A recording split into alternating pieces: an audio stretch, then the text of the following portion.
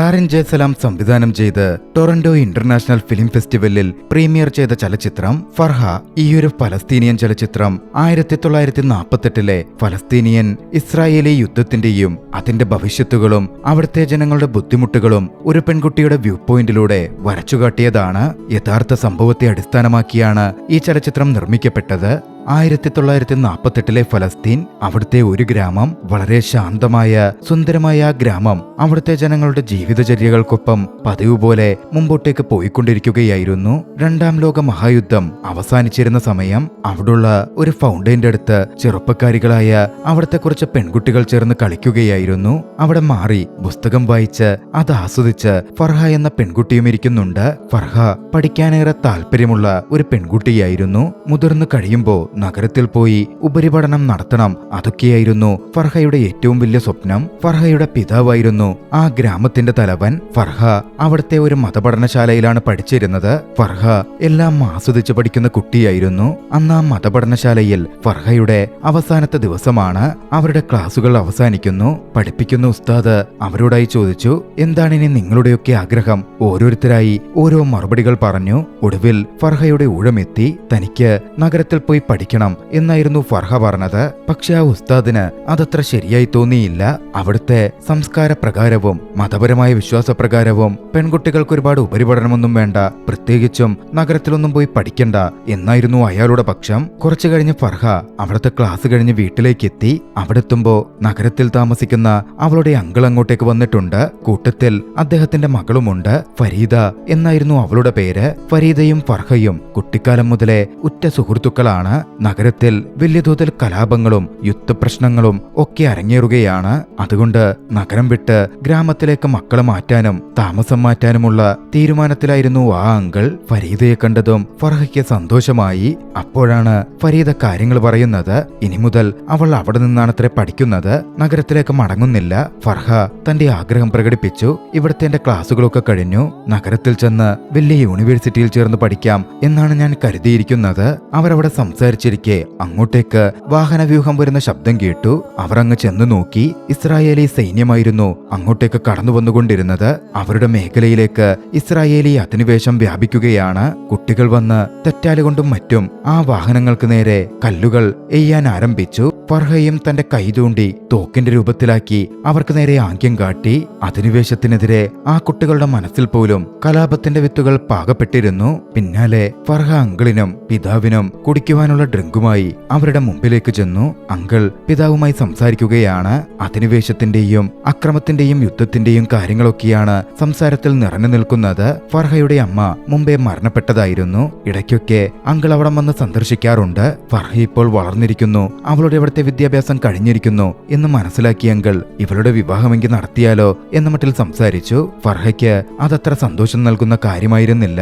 ഫർഹ മാറി നിന്ന് അവരുടെ സംഭാഷണങ്ങൾ കേട്ടു. തീവ്ര ഇസ്രായേലി വിഭാഗത്തിന്റെയും അവരുടെ പട്ടാള സംഘത്തിന്റെയും ആക്രമണങ്ങളെ പറ്റിയും ഫലസ്തീനിയൻ ഇടങ്ങൾ അവർ കീഴ്പ്പെടുത്തിക്കൊണ്ടിരിക്കുന്നതിനെ പറ്റിയുമൊക്കെയായിരുന്നു അവരുടെ സംസാരം നീണ്ടത്. കുറച്ചു കഴിഞ്ഞ് ഫരീദയുമായി അങ്കിൾ മടങ്ങിപ്പോയി. കുറച്ചു കഴിഞ്ഞ് ഫർഹ തന്റെ മുറിയിലെത്തി ഒരു പുസ്തകമെടുത്ത് സൂക്ഷ്മമായി അത് വായിച്ചുകൊണ്ടിരുന്നു. അവൾ അത് ആസ്വദിക്കുകയായിരുന്നു. അപ്പോഴാണ് പുറത്ത് അവിടുത്തെ ഉസ്താദ് വന്നിരിക്കുന്നത് കണ്ടത്. ഉസ്താദ് ഫർഹയുടെ പിതാവുമായി സംസാരിക്കുകയാണ്. ഉസ്താദും വന്ന് ഫർഹയുടെ അച്ഛനോട് സംസാരിക്കുന്നത് ഫർഹയുടെ വിവാഹകാര്യമാണ്. ഫർഹയുടെ വിദ്യാഭ്യാസം കഴിഞ്ഞിരിക്കുന്നു, എത്രയും പെട്ടെന്ന് പരമ്പരാഗത രീതിയിൽ അവളുടെ വിവാഹം നടത്തുന്നതാകും നല്ലത്. ഫർഹയ്ക്കത് തീരെ ഇഷ്ടപ്പെട്ടില്ല. ഫർഹ മുറിക്ക് പുറത്തേക്ക് ഇറങ്ങി ചെന്നു. ഉസ്താദും പിതാവും നിൽക്കെ അവൾ ഉച്ചത്തിൽ വിളിച്ചു പറഞ്ഞു, എനിക്കിപ്പോൾ വിവാഹമൊന്നും വേണ്ട, എനിക്ക് ഇനിയും തുടർന്ന് പഠിക്കണം, നഗരത്തിൽ പോയി പഠിക്കാനാണ് ഞാൻ തീരുമാനിച്ചിരിക്കുന്നത്. അവളുടെ വാക്കുകളിലെ ദേഷ്യം പ്രകടമായിരുന്നു. അവളങ്ങനെ പുറത്തു വന്ന് ഒച്ചയെടുത്തത് അവളുടെ പിതാവിന് തീരെ ഇഷ്ടപ്പെട്ടില്ല. അവളുടെ ബിഹേവിയറിൽ അദ്ദേഹത്തിന് അമർഷം തോന്നിയിരുന്നു. അടുത്ത ദിവസം ഫർഹയെ കാണുവാൻ വേണ്ടി ഒരു യുവാവ് വന്നു.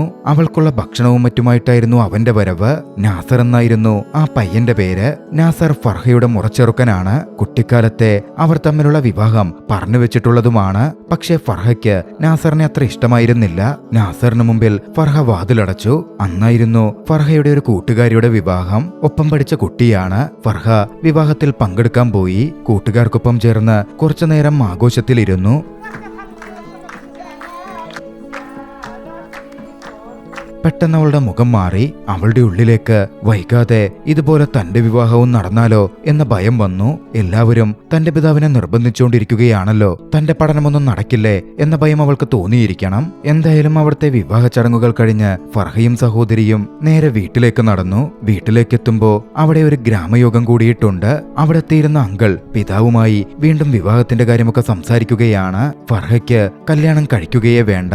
വാപ്പയ്ക്ക് അടുത്തു ചെന്ന് അവൾ കാര്യം പറഞ്ഞു. നിന്റെ പ്രായത്തിലുള്ള എല്ലാ കുട്ടികളും നമ്മുടെ ഗ്രാമത്തിൽ വിവാഹം കഴിക്കുകയല്ലേ, നിന്റെയും വിവാഹപ്രായമായി, നിന്റെയും വിവാഹം നടത്തണം. പിതാവ് പറഞ്ഞപ്പോ ഫർഹയുടെ മുഖം വാടി. തന്റെ സ്വപ്നങ്ങളൊക്കെ അവിടെ അവസാനിക്കുന്നതായി അവൾക്ക് തോന്നി. പക്ഷേ പിന്നാലെ അവളുടെ പിതാവ് പോക്കറ്റിൽ നിന്നൊരു ലെറ്റർ എടുത്ത് ഫർഹയ്ക്ക് കൊടുത്തു. നഗരത്തിലെ സ്കൂളിൽ ഫർഹയ്ക്ക് അഡ്മിഷൻ ലഭിച്ചിരിക്കുന്നു എന്ന് സൂചിപ്പിക്കുന്ന പേപ്പറായിരുന്നു അത്. ഫർഹയ്ക്ക് വളരെയധികം സന്തോഷം തോന്നി. പിതാവിന്റെ കൈമുത്തി സന്തോഷത്തോടെ അവൾ അവിടെ നിന്നോടി മതിലിനടുത്ത് വന്ന് ആർപ്പ് വിളിച്ചു. പെട്ടെന്നാണ് താഴെ ശബ്ദം കേട്ടവൾ താഴേക്ക് നോക്കിയത്. താഴെ അവിടുത്തെ ലോക്കൽ മിലിറ്റന്റുകൾ വന്നു നിൽക്കുന്നുണ്ടായിരുന്നു. ഫർഹയുടെ പിതാവായ ഗ്രാമത്തലവനെ കാണാനാണ് അവരുടെ വരവ്. അവിടുത്തെ സ്ഥിതിവിശേഷങ്ങളും സൈനിസ്റ്റ് സംഘം അവിടെ ആക്രമിക്കാനെത്തുന്നു എന്ന സൂചനകളുമൊക്കെ ഫലസ്തീൻ പട്ടാളമായി മാറിയ അവർക്കറിയാമായിരുന്നു. അതിനെപ്പറ്റി ഫർഹയുടെ പിതാവിനോട് സംസാരിക്കാനും അദ്ദേഹത്തിന്റെ പിന്തുണയ്ക്കുമാണ് അവർ എത്തിച്ചേർന്നത്. പക്ഷേ ഫർഹയുടെ പിതാവ് അവരെ തിരികെ അയച്ചു. ആ മിലിറ്റന്റുകളെ സഹായിക്കാൻ കൂട്ടാക്കിയില്ല. എന്റെ ഉത്തരവാദിത്തം ഗ്രാമത്തെ സംരക്ഷിക്കുക എന്നതാണെന്നും അതിനപ്പുറത്തേക്ക് നിങ്ങളെ സഹായിക്കാൻ ഞാൻ ഉദ്ദേശിക്കുന്നില്ല എന്നും അദ്ദേഹം പറഞ്ഞു.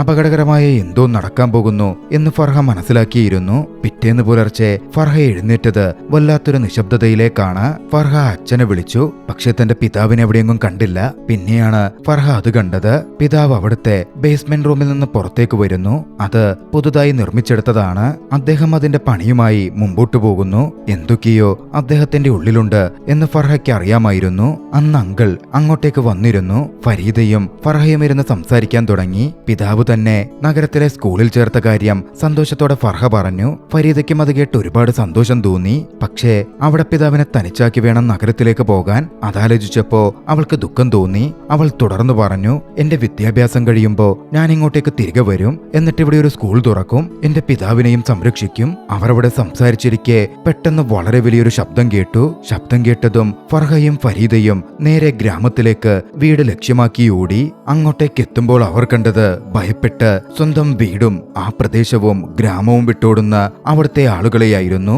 സയനിസ്റ്റ് തീവ്രവാദികൾ അവിടെ ആക്രമിക്കാൻ എത്തിയിരിക്കുന്നു. ഇസ്രായേലി സൈന്യം കടന്നുവരുന്നു. ഫർഹയുടെ അങ്കിൾ അങ്ങോട്ടേക്ക് വന്നു. ഫരീദയെയും ഫർഹയെയും കാറിൽ കയറ്റി അവിടെ നിന്ന് രക്ഷപ്പെട്ടു പോവാനുള്ള ശ്രമം ആരംഭിച്ചു. പക്ഷേ തന്റെ പിതാവിനെ അങ്ങനെ ഉപേക്ഷിച്ചു പോവാൻ ഫർഹ ഒരുക്കമായിരുന്നില്ല. ഫർഹ പിതാവിനെ നോക്കി. പിന്നിൽ പിതാവിനെ കണ്ടു. പിതാവിന്റെ അടുത്തേക്ക് അവൾ ഓടിച്ചെന്നു. പിതാവ് പക്ഷേ അങ്കിളിനോട് പറഞ്ഞു, ഇത്രയും വേഗം മോളെ ഇവിടെ നിന്ന് രക്ഷപ്പെടുത്തണം. അങ്കിൾ വീണ്ടും കാറിനകത്തേക്ക് ഫർഹയെ കയറ്റി. പിതാവ് അപ്പോഴും പിന്നിൽ നിൽക്കുകയാണ്. മൂവ് ചെയ്തു തുടങ്ങിയ കാറിൽ നിന്ന് ഫർഹ പിതാവിനെ നോക്കി. ചുറ്റും നാട്ടുകാർ ഭയന്ന് പലായനം ചെയ്യാനുള്ള തയ്യാറെടുപ്പിൽ. പിതാവ് മാത്രം അവിടെ അങ്ങനെ തുടരുന്നു. ഫർഹയ്ക്ക് പിതാവിനെ ഉപേക്ഷിക്കാൻ പറ്റിയില്ല. കാർ നിർത്തിപ്പിച്ച് അവൾ പുറത്തിറങ്ങി പിതാവിന്റെ അടുത്തേക്ക് ഓടിച്ചെന്നു. പിതാവിനെ കെട്ടിപ്പിടിച്ചു. അങ്കിളിനും ഫരീദയ്ക്കും കാത്തു നിൽക്കാൻ പറ്റില്ലായിരുന്നു. അങ്കിൾ കാറുമെടുത്ത് അവിടെ നിന്ന് പാഞ്ഞു. ഫർഹയുടെ പിതാവ് നേരെ വീടിനകത്തേക്ക് അവളുമായിട്ടോടി. വീടിനകത്തു നിന്ന് സൂക്ഷിച്ചിരുന്ന ഒരു തോക്കെടുത്ത് പുറത്തേക്ക് വന്നു. അദ്ദേഹം തീവ്രവാദികൾക്കെതിരെ പോരടിക്കാൻ പോവുകയാണ്. ഫർഹയെ അദ്ദേഹം പുതുതായി നിർമ്മിച്ചിരുന്ന ബേസ്മെന്റിൽ ഒളിപ്പിച്ചു. വാതിൽ പുറത്തുനിന്ന് പൂട്ടി. താൻ വന്ന് വിളിക്കാതെ വാതിൽ തുറക്കരുതെന്ന് പറഞ്ഞു. കാത്തിരിക്കാൻ ആവശ്യപ്പെട്ടു. അപ്പോഴേക്കും അവിടം ഇസ്രായേലി പട്ടാളവും സയനിസ്റ്റ് തീവ്രവാദികളും വളഞ്ഞിരുന്നു. പിതാവിനോട് പോവരുത് എന്ന് ഫർഹ നിർബന്ധിച്ചു. അദ്ദേഹത്തോട് അപേക്ഷിച്ചു. പക്ഷെ ആ പിതാവ് പറഞ്ഞു, ഞാൻ നിന്റെ പിതാവ് മാത്രമല്ല, ഈ നാടിന്റെ ലീഡറാണ്. എനിക്ക് ഈ നാടിനെ സംരക്ഷിക്കാൻ പോരാടാൻ പോയേ പറ്റൂ. ഭയപ്പെടണ്ട, ഞാൻ തിരികെ വരും. അത് പറഞ്ഞിട്ടായിരുന്നു അദ്ദേഹം മടങ്ങിയത്. ഇരുട്ടുമൂടിയ ആ മുറിയിൽ ഫർഹ ഭയത്തോടെയിരുന്നു. പുറത്ത് വെടിയൊച്ചകൾ ഉയർന്നു കേട്ടു. കുറച്ചു കഴിഞ്ഞതും ആ ശബ്ദം ഒന്നടങ്ങി. അവളുടെ വാതിലിന് വെളിയിൽ കാലൊച്ചകൾ അവൾ കേട്ടു. പിതാവായിരിക്കും എന്ന് കരുതി അവൾ പതിയെ പിതാവിനെ വിളിച്ചു. പക്ഷേ യാതൊരുവിധ മറുപടിയോ ഒന്നും തന്നെ ഉണ്ടായിരുന്നില്ല. കുറച്ചു കഴിഞ്ഞതും ആ കാലൊച്ചയുടെ ശബ്ദം അകന്നകന്ന് പോകുന്നത് അവൾ കേട്ടു. ഫർഹ ആ മുറിയിൽ തന്നെ തുടർന്നു. സമയം രാത്രിയായി. അവിടെ ചെറിയൊരു വിളക്കവൾ കണ്ടെത്തി. അതിലവൾ തിരികൊളുത്തി. ചുറ്റിലും നോക്കിയപ്പോ ആ റൂമിന്റെ ഒരു ഭാഗത്ത് ഒരു പൊത്തുണ്ട്, ഒരു ഹോൾ. അതുവഴി അവൾ പുറത്തേക്ക് നോക്കി. പുറത്തെ ഗേറ്റ് കാണാം. അവിടമെല്ലാം തകർക്കപ്പെട്ടിരിക്കുന്നു. മൊത്തത്തിൽ നിശബ്ദത കനത്തു നിൽക്കുന്നു. അവശതയിൽ അവൾ അവിടെ തളർന്നിരുന്നു. രാത്രിയിൽ അവിടെ കിടന്നുറങ്ങി. അവിടെ സൂക്ഷിക്കപ്പെട്ടിരുന്ന ഭക്ഷണത്തിൽ ചെറിയൊരു അംശം എടുത്തു കഴിച്ചു. പിന്നാലെ വീണ്ടും അവളുടെ മുറിക്ക് പുറത്ത് കാലടികൾ അവൾ കേട്ടു. പിതാവായിരിക്കുമെന്ന് കരുതി അവൾ പിതാവിനെ വിളിച്ചു. മറുപടികളുണ്ടായില്ല. പെട്ടെന്ന് പുറത്ത് കുറെ സ്ഫോടന ശബ്ദങ്ങൾ കേട്ടു. ആളുകളുടെ നിലവിളികളും. പുറത്ത് വലിയ പുകപടലം രൂപപ്പെട്ടു. ആ പുകപടലം ഫർഹയുള്ള മുറിക്കകത്തേക്കും കയറുന്നുണ്ടായിരുന്നു. അവിടെ ഉണ്ടായിരുന്ന ചാക്കുകൾ എടുത്ത് അവൾ ആ ഡോറിന്റെ അടിഭാഗത്ത് നിരത്തി. പുക ഒരുപാടകത്തേക്ക് കയറാതിരിക്കാനായിരുന്നു അത്. ദിവസങ്ങൾ കുറച്ചു കടന്നുപോയി. ഫർഹ വല്ലാതെ അവശതയിലായി കഴിഞ്ഞിരുന്നു. പ്രതീക്ഷയോടെ ഓരോ ദിവസവും ആ ഹോളിലൂടെ അവൾ പുറത്തേക്ക് നോക്കും. പിതാവോ മറ്റാരെങ്കിലുമോ വന്നെങ്കിൽ എന്ന് പ്രത്യാശിക്കും. പക്ഷേ അതുവഴി ആളനക്കമോ ഒന്നും തന്നെ ഉണ്ടായിരുന്നില്ല. ഒറ്റയ്ക്ക് ആ മുറിയിൽ അവൾ ദിവസങ്ങൾ ചിലവിട്ടു. കല്ലുപയോഗിച്ച് ഒറ്റയ്ക്ക് കളിച്ചു. രാത്രിയായി. അന്ന് പുറത്ത് മഴ പെയ്തു. മഴവെള്ളവുമായും കളിച്ചുകൊണ്ട് ഫർഹ കുറച്ചുനേരം ചിലവഴിച്ചു. ദിവസം കഴിയുന്തോറും റൂമിലെ ഭക്ഷണവും ഇല്ലാതായി വന്നു. വിശപ്പ് സഹിക്കാൻ പറ്റാതെ വന്നപ്പോ അവിടുണ്ടായിരുന്ന പച്ച ഉരുളക്കിഴങ്ങ് വരെ ജീവൻ നിലനിർത്താൻ വേണ്ടി ഫർഹ കഴിച്ചു. ഇടയ്ക്കൊക്കെ കയ്യിലുണ്ടായിരുന്ന ഒരു ബുക്ക് എടുത്തവൾ വായിച്ചു. അതിനകത്തായിരുന്നു അവളുടെ സ്കൂൾ അഡ്മിഷൻ ഫോമും ഉണ്ടായിരുന്നത്. പ്രതീക്ഷയോടെ അവൾ വല്ലപ്പോഴും അത് നോക്കി. ഒടുവിൽ അവളുടെ വിളക്കിലെ മണ്ണെണ്ണയും തീർന്നു. അവിടുണ്ടായിരുന്ന ചില വസ്തുക്കൾ കൂട്ടിയിട്ട് കത്തിച്ചൊക്കെ അവൾ മുറിയിൽ വെളിച്ചമുണ്ടാക്കി. അങ്ങനെ വൈക്കോലും മറ്റും എടുക്കുമ്പോഴാണ് അവിടെ നിന്നും ഒരു കത്തി അവൾക്ക് കിട്ടുന്നത്. ആ കത്തി ഉപയോഗിച്ച് ഡോറ് കുത്തിത്തുറക്കാൻ അവൾ ശ്രമിച്ചു. പക്ഷേ പരാജയപ്പെടുകയായിരുന്നു ചെയ്തത്. ഒടുവിൽ തളർന്ന് അന്ന് രാത്രിയും അവൾ ഉറങ്ങി. പിറ്റേന്ന് പുലർച്ചെ കുറച്ചാളുകളുടെ ശബ്ദം കേട്ടാണ് ഫർഹ ഉണർന്നത്. ഹോളിലൂടെ അവൾ നോക്കി. വീടിന്റെ ആ ഭാഗത്തേക്ക് ഒരു കുടുംബം കടന്നു വരുന്നു. അതിലെ ലേഡി ഗർഭിണിയാണ്, പൂർണ്ണ ഗർഭിണി. അവർക്ക് പ്രസവവേദന അനുഭവപ്പെടുന്നു. കനത്ത പ്രസവവേദനയാണ്. അതുകൊണ്ട് ഭർത്താവ് പ്രസവമെടുക്കാൻ വേണ്ടി തയ്യാറെടുത്തു. ഭാര്യയിരുത്തി ഭർത്താവ് അതിനുള്ള ശ്രമങ്ങൾ ആരംഭിച്ചു. ഫർഹ വാതിലിന്റെ അടിയിലൂടെ അതൊക്കെ നോക്കിക്കാണുന്നുണ്ടായിരുന്നു. കുറച്ചു നേരത്തെ ശ്രമത്തിനൊടുവിൽ ഒരു കുട്ടി ജനിച്ചു. ആൺകുട്ടിയാണ്. ആ സ്ത്രീയുടെ ഭർത്താവ് അബൂ മുഹമ്മദിന് വലിയ സന്തോഷം തോന്നി. മുൻപത്തേത് രണ്ടും പെൺകുട്ടികളായിരുന്നു. ഇതാ തനിക്കൊരു മകൻ പിറന്നിരിക്കുന്നു. ജനിച്ചയുടനെ കുട്ടിയുടെ കാതിൽ അവർ പ്രാർത്ഥനകൾ ചൊല്ലി. കുട്ടിക്ക് മുഹമ്മദ് എന്ന് പേരുമിട്ടു. അതിലെ ഭർത്താവിന്റെ പേര് അബൂ മുഹമ്മദ് എന്നാണെന്ന് ഫർഹ കേട്ടിരുന്നു. ഫർഹ അതോടെ റൂമിൽ നിന്ന് അബൂ മുഹമ്മദ് എന്ന് ഉറക്ക വിളിക്കാൻ തുടങ്ങി. അയാൾ ആ ശബ്ദം കേട്ട് അങ്ങോട്ടേക്ക് വന്നു. എവിടെ നിന്നാണ് ആ ശബ്ദം കേൾക്കുന്നതെന്ന് തിരഞ്ഞു. ഒടുവിൽ ഫർഹയുള്ള ഇടം കണ്ടെത്തി. ആ ഹോളിലൂടെ അബൂ മുഹമ്മദിനോട് ഫർഹ സംസാരിച്ചു. താനെങ്ങനെ അവിടെ എത്തിയെന്നും എത്ര ദിവസമായി കിടക്കുന്നു എന്ന കാര്യമൊക്കെ വെളിപ്പെടുത്തി സഹായിക്കാൻ ആവശ്യപ്പെട്ടു. പലതരത്തിൽ ഫർഹയുള്ള മുറിയുടെ വാതിൽ തകർക്കാൻ അബൂ മുഹമ്മദ് ശ്രമിച്ചു. പക്ഷേ സാധിക്കുന്നുണ്ടായിരുന്നില്ല.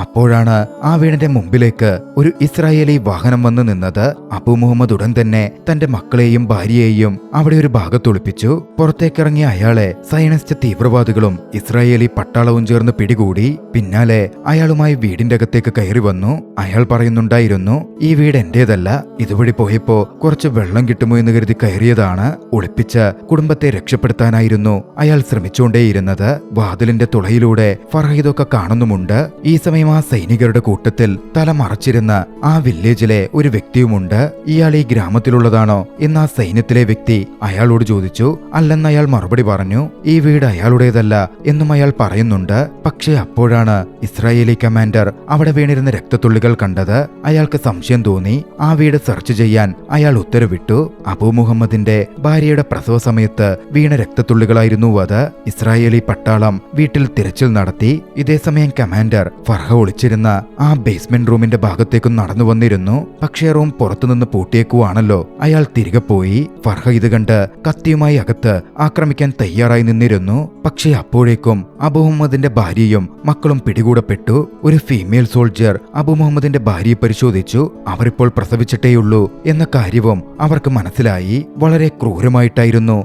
അപ്പോൾ പ്രസവിച്ച ഒരു സ്ത്രീയാണ് എന്നതുപോലും പരിഗണിക്കാതെ ഇസ്രായേലി സൈന്യം അവരെ ഉപദ്രവിച്ചത്. ഒടുവിൽ സഹിക്കാൻ പറ്റാതെ ആ സ്ത്രീ ആ സൈനികരുടെ മുഖത്തു തുപ്പി. അതോടെ അവർ കൂടുതലായി ഉപദ്രവിക്കപ്പെട്ടു. അപ്പോഴേക്കും അവരുടെ മക്കളെയും സൈനികർ കണ്ടെത്തിയിരുന്നു. എല്ലാവരെയും അവരവിടെ നിരത്തി നിർത്തി. അബൂ മുഹമ്മദ് തന്റെ കുടുംബത്തിനു വേണ്ടി യാചിച്ചു. ഞങ്ങളെ വെറുതെ വിടാൻ അപേക്ഷിച്ചു. ഞങ്ങളൊരു തെറ്റും ചെയ്തിട്ടില്ല, സാധാരണ മനുഷ്യരാണെന്ന് പറഞ്ഞു. മാസ്ക് ധരിച്ച് അവരുടെ കൂടെയുണ്ടായിരുന്ന സൈനികർക്ക് വിവരം നൽകിയിരുന്ന ആ വില്ലേജിലെ മനുഷ്യനും കമാൻഡറെ കടന്നുപിടിച്ച് ചോദിച്ചു, നിങ്ങൾ എന്ത് ക്രൂരതയാണ് ചെയ്യുന്നത്? വിവരം വിവരങ്ങൾ നൽകിയാൽ സ്ത്രീകളെയും കുട്ടികളെയും നിങ്ങൾ ഉപദ്രവിക്കില്ല എന്ന് പറഞ്ഞതുകൊണ്ടല്ലേ നിങ്ങളുടെ ഇൻഫോർമെന്റായി ഞാൻ വന്നത്. എന്നിട്ട് നിങ്ങൾ എന്ത് ക്രൂരതയെ ഇപ്പോൾ ചെയ്തുകൊണ്ടിരിക്കുന്നത്? ഇതൊന്നും അംഗീകരിക്കാൻ സാധിക്കില്ല, അയാൾ പറഞ്ഞു. പക്ഷേ കമാൻഡറിന് ഒരു കൂസലുമുണ്ടായിരുന്നില്ല. ആ ഫാമിലിയെ അവിടെ നിരത്തി നിർത്തി അവരെ കൊന്നേക്കാൻ അയാൾ ഉത്തരവിട്ടു. പിന്നാലെ വെടിയൊച്ച ഉയർന്നു കേട്ടു. ഫർഹ ഒച്ചയുണ്ടാക്കാതിരിക്കാൻ തന്റെ വായ പൊത്തി. ആ കുടുംബം ഒന്നടങ്കം കൊല്ലപ്പെട്ടു. ബാക്കിയായത് ജനിച്ചു വീണ ആ പിഞ്ചുകുഞ്ഞ് മാത്രമാണ്. മാസ്ക് വെച്ചിരുന്ന ആ മനുഷ്യൻ ആ ഡോറിന്റെ അടുത്തേക്ക് വന്നു. അയാൾ ഫർഹയെന്ന് വിളിച്ചു. അത് ഫർഹയുടെ അങ്കിളായിരുന്നു. ഫർഹ ഒന്നും തന്നെ മിണ്ടിയില്ല. അയാൾ അവിടെ നിന്ന് തിരികെ പോയി. പക്ഷേ പോകുന്നതിനു മുമ്പ് പുറത്തുനിന്നുള്ള ശബ്ദം ഫർഹ കേട്ടു. കമാൻഡർ ജനിച്ചു വീണ പിഞ്ചുകുഞ്ഞിനെ കൊല്ലാൻ കൂടെയുള്ള ഒരു സോൾജറിനോട് പറഞ്ഞിരുന്നു. കുട്ടിയുമായി അയാൾ അങ്ങോട്ടേക്ക് കടന്നു വന്നു. ഫർഹയ്ക്ക് ആ ദൃശ്യങ്ങൾ വ്യക്തമായി കാണാം. അയാൾ കുട്ടിയെ വെടിവെച്ച് കൊല്ലാനായിരുന്നു ആദ്യം പോയത്. പക്ഷേ അയാൾക്ക് മനസ്സ് വന്നില്ല. അയാള് ആ കുട്ടിയെ ചവിട്ടിക്കൊല്ലാനായി നിന്നു. പക്ഷേ മനസ്സനുവദിക്കുന്നില്ല. ജനിച്ചു വീണ പിഞ്ചുകുഞ്ഞ്, അതിനെയാണ് കൊല്ലാൻ പറഞ്ഞിരിക്കുന്നത്. കൊല്ലാതെ തിരികെ പോവാനും വയ്യ. വലിയ ശിക്ഷ ആ പട്ടാളക്കാരനും നേരിടേണ്ടി വരും. ഒടുവിൽ ആ കുഞ്ഞ് ചാവുവാൻ വേണ്ടി അതിന്റെ മുഖത്തേക്ക് ഒരു തൂവാലയിട്ട് അയാൾ അവിടെ നിന്ന് പോയി. ശ്വാസം കിട്ടാതെ ആ കുഞ്ഞ് മരണപ്പെട്ടുകൊള്ളും. ഫർഹയ്ക്ക് വേദനയോടെ അതൊക്കെ കണ്ടു നിൽക്കാനേ സാധിച്ചുള്ളൂ. എങ്ങനെയും ആ കുട്ടിയെ രക്ഷപ്പെടുത്തണം. അവിടെ നിന്ന് പുറത്തു കടക്കണം. ഇനിയാരും വരാനില്ല എന്ന് ഫർഹയ്ക്ക് മനസ്സിലായി. ഫർഹ ആ മുറിയിൽ എന്തെല്ലാമുണ്ട് എന്ന് പൂർണ്ണമായി പരിശോധിക്കാൻ തുടങ്ങി. കിട്ടിയ വസ്തുക്കൾ കൊണ്ട് ആ ഡോർ തകർക്കാൻ ശ്രമിച്ചു. പക്ഷെ അവൾക്ക് സാധിക്കുന്നുണ്ടായിരുന്നില്ല. പുറത്തു കിടന്ന് ആ കുട്ടി കരഞ്ഞുകൊണ്ടിരിക്കുന്നു. കരച്ചിൽ ശബ്ദം ഫർഹയ്ക്ക് സഹിക്കാനേ പറ്റുന്നില്ല. സമയം കടന്നുപോയി. ഒടുവിൽ ആ കുട്ടിയുടെ കരച്ചിൽ നിലച്ചു. അന്ന് രാത്രി തളർന്ന് ഫർഹ മയങ്ങിപ്പോയിരുന്നു. പിറ്റേന്ന് പുലർച്ചെ ഫർഹ എഴുന്നേറ്റു. ആ മുറി മൊത്തത്തിൽ പരതി. ഒടുവിൽ അതിനുള്ളിൽ നിന്ന് അവൾക്കൊരു തോക്ക് കിട്ടി. ഒട്ടും മടിച്ചില്ല. അവൾ ആ തോക്കിൽ ബുള്ളറ്റ് നിറച്ച് ലോക്കിലേക്ക് വെടിയുതിർത്തു. ഒടുവിൽ ആ വാതിൽ തുറക്കപ്പെട്ടു. ദിവസങ്ങൾക്ക് ശേഷം അവളുടെ ശരീരത്തിൽ സൂര്യപ്രകാശം സ്പർശിച്ചു. പുറത്തിറങ്ങി അവിടുത്തെ വാട്ടർ കണ്ടെയ്നറിൽ നിന്നും അവൾ കുറച്ച് വെള്ളമെടുത്തു. പിന്നാലെ കരച്ചിൽ നിലച്ച് കിടന്നിരുന്ന ആ കുട്ടിയുടെ അടുത്തേക്ക് ചെന്ന് നോക്കി. ആ കുട്ടി കൊല്ലപ്പെട്ടു കഴിഞ്ഞിരുന്നു. ശരീരത്തിൽ ഉറും ഭരിച്ചു തുടങ്ങിയിരിക്കുന്നു. ഫർഹയുടെ ഗ്രാമം പൂർണ്ണമായി തകർന്നിരുന്നു. അവിടെങ്ങും ഒരു മനുഷ്യൻ പോലുമില്ല. ദിവസങ്ങൾക്ക് മുമ്പ് അതിമനോഹരമായി കാണപ്പെട്ട ഒരു ഗ്രാമം, അധിനിവേശവും തീവ്രവാദവും യുദ്ധവും അവിടെ അവശേഷിപ്പിച്ചത് ഒന്നുമില്ലായ്ക മാത്രമായിരുന്നു.